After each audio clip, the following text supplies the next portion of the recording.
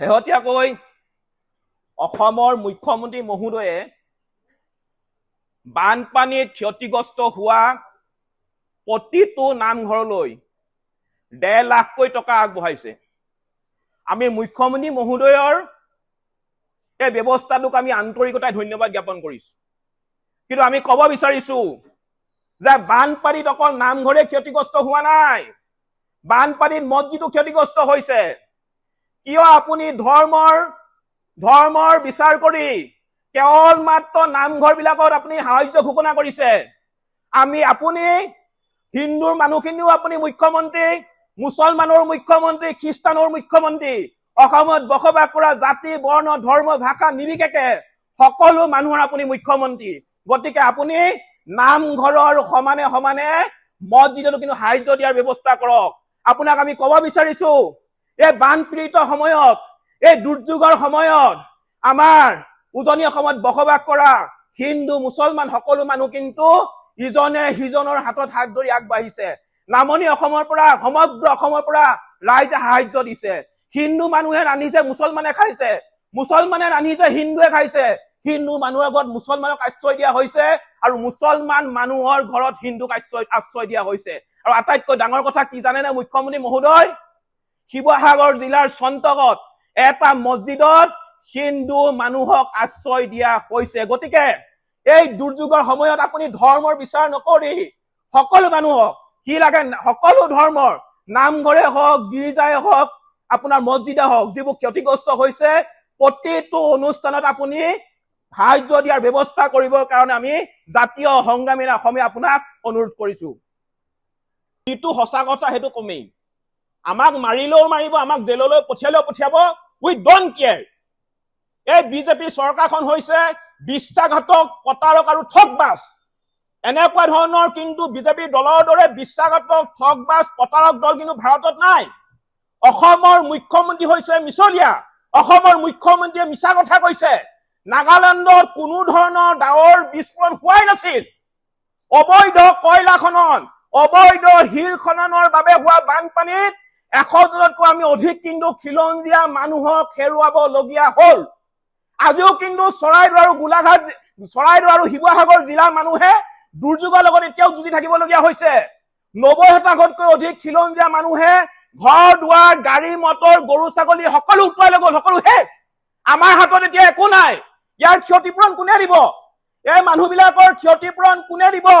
এই মানুহবিলাকে অধিক কষ্ট কৰি বেংকৰ পৰা ঋণ লৈ গাড়ী মটৰ কিনিছে, ঘৰ বনাইছে। মন্ত্ৰী বিধায়কৰ দৰে কমিশ্যন লৈ গাড়ী কিনা নাই। পুনৰ কৈছো, মন্ত্ৰী বিধায়কৰ দৰে কমিশ্যন লৈ গাড়ী কিনা নাই। গতিকে ইয়াৰ ক্ষতিপূৰণ কোনে দিব? আমাক উত্তৰ লাগে। চৰাইদেউ শিৱসাগৰত হোৱা মহাপ্ৰলয়ৰ কাৰণ কি? আমাক উত্তৰ লাগে। কি কাৰণে অবৈধ কয়লা খনন, অবৈধ শিল খননৰ কথা চৰকাৰে গম পোৱাৰ পিছতো কোনো ধৰণৰ ব্যৱস্থা গ্ৰহণ কৰা নাছিলে? কোন সেইকেইটা বদমাছ বিধায়ক যিকেইটাই শিলৰ চিণ্ডিকেট, কয়লা চিণ্ডিকেট চলোৱাৰ ফলত 100 জনতকৈ অধিক মানুহ আমি হেৰুৱাবলগীয়া হ'ল, হাজাৰ হাজাৰ মানুহৰ আজি জীৱন ধ্বংস হ'ল? আমাক উত্তৰ লাগে, আমাক উত্তৰ লাগে। আমাৰ ওচৰলৈ ইতিমধ্যে তথ্য আহি আছে। এইকেইটা বদমাছ, দগাবাজ, জাতিদ্ৰোহী বিধায়কক আমি স্পষ্টকৈ কৈছো, ৰাজহুৱাকৈ আমি কিন্তু অপদস্থ কৰিম। আমি জাতীয় সংগ্ৰামী অসমে চিণ্ডিকেটৰ লগত জড়িত হৈ থকা এইকেইটা বদমাছ বিধায়কক কিন্তু আমি ৰাজহুৱাকৈ আমি কিন্তু অপদস্থ কৰিম। অসমীয়া মানুহৰ জীৱনৰ লগত হেতালি খেলিব। আমি কি মনে মনে বহি থাকিম? আমি কি মনে মনে বহি থাকিম? স্পষ্টকৈ কৈছো, আজিৰ তাৰিখৰ পৰা এখনো কিন্তু কয়লা ভৰ্তি তাক পাৰ হ'ব নোৱাৰে। এখনো কয়লা ভৰ্তি তাক আমি পাৰ হ'বলৈ নিদিওঁ। এখনো শিল ভৰ্তি তাক আমি পাৰ হ'বলৈ নিদিওঁ। প্ৰয়োজনত কয়লা মাফিয়াক কাণত ধৰাই আঁঠু কঢ়াই থোৱা হ'ব। প্ৰয়োজনত কয়লা মাফিয়াক কাণত ধৰাই আঁঠু কঢ়াই থোৱা হ'ব। তহঁতি কয়লা খনন কৰিবি আৰু তহঁতৰ কাৰণে আমাৰ অসমীয়া মানুহ মৰিব, আমি চাই থাকিম। ইয়াৰ ওপৰত মুখ্যমন্ত্ৰী মহোদয়ে ব্যৱস্থা গ্ৰহণ কৰিব লাগিব। মুখ্যমন্ত্ৰী মহোদয়ে ব্যৱস্থা গ্ৰহণ কৰিব লাগিব। এই বানপানী কি কাৰণে হৈছে ইয়াৰ ওপৰত বিশেষজ্ঞ কমিটি আনি মুখ্যমন্ত্ৰী মহোদয়ে তদন্ত ঘোষণা কৰিবৰ কাৰণে আমি জাতীয় সংগ্ৰামী অসমীয়া দাবী উত্থাপন কৰিছো। আমি পুনৰ কৈছো, আমি প্ৰয়োজনত কিন্তু নাগালেণ্ড কিন্তু আমি অৰ্থনৈতিক অৱৰোধ গঢ়ি তুলিম। নাগালেণ্ডৰ বিৰুদ্ধে আমি অৰ্থনৈতিক অৱৰোধ গঢ়ি তুলিম। আমি মুখ্যমন্ত্ৰী মহোদয়ক আৰু এটা কথা কৈ দিব বিচাৰিছো, অতি শীঘ্ৰেই শিৱসাগৰ আৰু চৰাইদেউ এই জিলা দুখনৰ কাৰণে 10,000 কোটি টকাৰ বিশেষ পেকেজ ঘোষণা কৰিব লাগিব। 10,000 কোটি টকাৰ বিশেষ পেকেজ ঘোষণা কৰিব লাগিব। বানপানীত মৃত্যু হোৱা প্ৰতিটো পৰিয়ালক 20 লাখ টকা আৰু বানপানীত ক্ষতিগ্ৰস্ত হোৱা প্ৰতিটো পৰিয়ালক 10 লাখ টকা দিব লাগিব। অন্যথা আমি জাতীয় সংগ্ৰামী সেনা অসমৰ ৰাইজক লগত লৈ আমি ৰাজপথত আন্দোলনত নামিম। আমাক যদি কোনোবাই মাৰেও মাৰিব, কোনোবাই জেললৈ পঠিয়াব, স্পষ্ট কথা, উই ডোন্ট কেয়াৰ। আমাৰ অসমীয়া মানুহ, শিৱসাগৰ জিলাৰ খিলঞ্জীয়া মানুহ, চৰাইদেউ জিলাৰ খিলঞ্জীয়া মানুহ এই ধৰণে বানত মৰিব।